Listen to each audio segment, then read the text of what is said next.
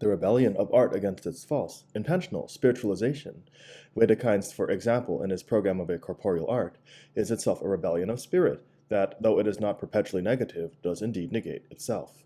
Indeed, in the contemporary social situation, spirit is present only by virtue of the principium individuationis. Collective labor is conceivable in art. The extinguishing of its immanent subjectivity is not. Any change in this would depend on the total social consciousness having reached a level where it no longer conflicts with the most progressive consciousness, which today is exclusively that of the individual. In spite of the most subtle modifications, bourgeois idealist philosophy has been unable epistemologically to break through solipsism. For normal bourgeois consciousness, the epistemology modeled on it was of no consequence. For this consciousness, art appears necessary and directly intersubjective. This relation of epistemology and art should be reversed. The former has the ability, through critical self-reflection, to destroy the spell of solipsism, whereas the subjective point of reference in art remains that which solipsism has merely feigned reality. Art is the historical philosophical truth of a solipsism that is untrue in itself.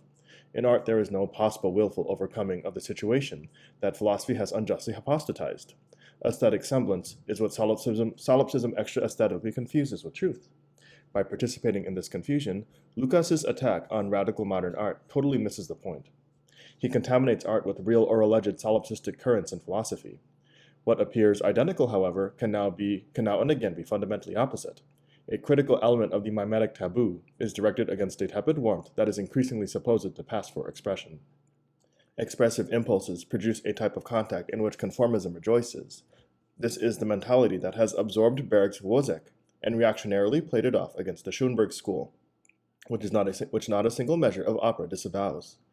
The paradox of the situation is concentrated in Schoenberg's preface to Webern's 6 Bagatelles for String Quartet, a work at the extreme limit of expressivity.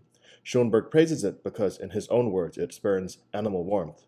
All the same, the warmth has by now also been attributed to those works that rejected it for the sake of authentic expression.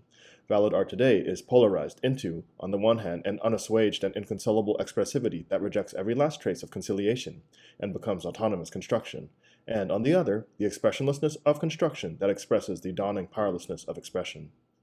The discussion of the taboo that weighs on subject and expression touches on a dialectic of maturity. Its Kantian postulate, that of emancipation from the spell of the infantile, holds not only for reason, but equally for art. The history of modern art is that of a straining toward maturity as the organized and heightened aversion toward the childish in art, which becomes childish in the first place by the measure of a pragmatically narrow rationality. No less, however, does art rebel against precisely this form of rationality, which, in the relation of means and ends, forgets the ends and fetishizes the means as an end in itself. This irrationality in the principle of reason is unmasked by the avowedly rational irrationality of art. Evident in their technical procedures, art brings to light what is infantile in the ideal of being grown up. Immaturity via maturity is the prototype of play.